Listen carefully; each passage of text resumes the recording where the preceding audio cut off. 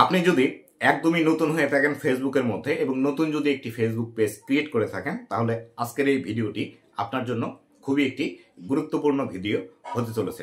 পাশাপাশি আপনারা যারা ফেসবুকের মধ্যে কাজ করছেন অলরেডি, তারাও ভিডিওটি দেখে রাখবেন, কেননা আপনাদের ফেসবুক পেজের মধ্যেও এই ধরনের ভুলগুলো কিন্তু থাকতে পারে। তো বন্ধুরা, ভিডিওটি খুবই ইনফরমেটিভ হতে চলেছে। অবশ্যই ভিডিওটি লাস্ট পর্যন্ত দেখুন এবং আপনি যদি আমার চ্যানেলে প্রথমবার এসে থাকেন, অবশ্যই চ্যানেলটি সাবস্ক্রাইব করে দিয়ে পাশে আসা বেল নোটিফিকেশনটি অন করে দিবেন, যাতে করে ভবিষ্যতেও ফেসবুক রিলেটেড এমন আরও ইনফরমেটিভ কন্টেন্টগুলো আপনারা পেতেই থাকেন।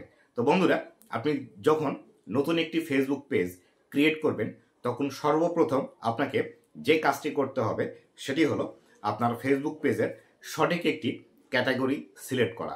সঠিক ক্যাটাগরি যদি আপনি সিলেক্ট না করে আপনার ফেসবুক পেজের মধ্যে ভিডিও আপলোড করতে থাকেন, তাহলে সেই ক্ষেত্রে আপনার যে ভিডিওগুলো আছে, এই ভিডিওগুলো আপনার যে দর্শকগুলো আছে সেই দর্শকগুলোর কাছে কিন্তু পৌঁছাবে না এবং আপনি কিন্তু কখনোই ফেসবুকের মধ্যে সফলতা পাবেন না। কিভাবে আপনি আপনার ফেসবুক পেজের একটি সঠিক ক্যাটাগরি সিলেক্ট করবেন, তার ভিডিওর লিঙ্ক আমার এই ভিডিও ডেসক্রিপশন বক্সে দেওয়া আছে, আপনি সেটি দেখে নিন। এর পাশাপাশি আপনাকে পরবর্তীতে যে কাজগুলো করতে হবে সেটি হলো আপনাকে পেজটি খুব ভালোভাবে কাস্টমাইজেশন করতে হবে। ভালোভাবে কাস্টমাইজেশন না করলে আপনার পেজটি কিন্তু দেখতে প্রফেশনালের মনে হবে না।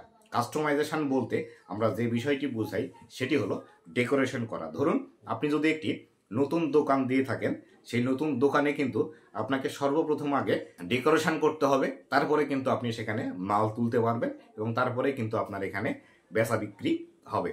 তো এই ডেকোরেশন করার জন্য আপনাকে যে কাজটি করতে হবে সেটি হলো সর্বপ্রথম আপনাকে আপনার ফেসবুক পেজের একটি লোগো তৈরি করতে হবে এবং লোগোটি আপনাকে ফেসবুকে প্রোফাইল পিকচার হিসাবে অ্যাড করতে হবে। তারপরে আপনাকে ব্যানার অ্যাড করতে হবে, ব্যানারটি আপনাকে তৈরি করে নিতে হবে। দ্বিতীয়ত, আপনার ফেসবুক পেজের জন্য নির্দিষ্ট একটি ইউজার নেম তৈরি করতে হবে।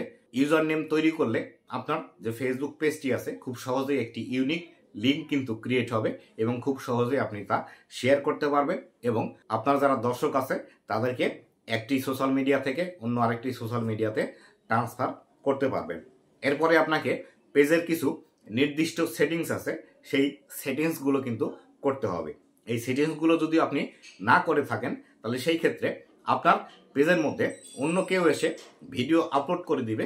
ভিডিও আপলোড করে দিলে সেই দায়ভার বা ভুক্তভোগী কিন্তু আপনাকে হতে হবে এবং এর জন্য আপনার পেজের মধ্যে কিন্তু স্ট্রাইকও চলে আসতে পারে, এমনকি কপিরাইট স্ট্রাইকও আসতে পারে, কমিউনিটি গাইডলাইন ভায়োলেশনও কিন্তু আসতে পারে। এর পাশাপাশি অবশ্যই পেজে আপনার সুন্দর একটি বায়ো লিখতে হবে এবং আপনার পেজটি আরও খুব ভালোভাবে সাজাতে হবে। এই কাজগুলো আপনারা করার জন্য আমি এই ভিডিও ডেসক্রিপশন বক্সে একটি আমার ফেসবুক কোর্সের লিঙ্ক আছে, 0 to Hero ফেসবুক কোর্স। এই কোর্সের মধ্যে 35টি ভিডিও আছে। এই 35টি ভিডিও আপনি যদি দেখেন, তাহলে সেই ক্ষেত্রে একদম ফেসবুকে কাজ করা থেকে শুরু করে মনিটাইজেশন পাওয়ার জন্য কোন কোন কাজগুলো করতে হবে এই সমস্ত বিষয়গুলো জানতে পারবেন।